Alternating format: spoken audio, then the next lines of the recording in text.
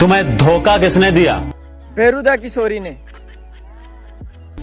तुमसे प्यार कौन नहीं करता था? कसरूबा किशोरी। साला बर्बाद कौन हुआ? अंबा रामबा। मजा आया। और मैं ये जो मजा है हिंदुस्तान के, ये मालवा है जनाब। यहाँ अगर किसी से कोई चीज मांग ले और वो देने से मना कर दे तो हम उसे बड़े प्यार से कहते हैं फोकिम भल्ले थारे।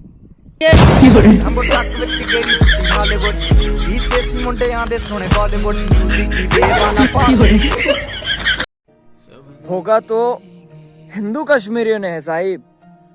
आपको तो बस ऐसी थिएटर में बैठकर अपना भविष्य देखने जाना है। हमारे साथ भी तो यही होने वाला है ना। अपने ही घर से भगाए गए, कुछ काटे गए, कुछ जलाए गए। हम दशकों से अश्कों में डूबे रहे, एक क्षण भी ना पुकारे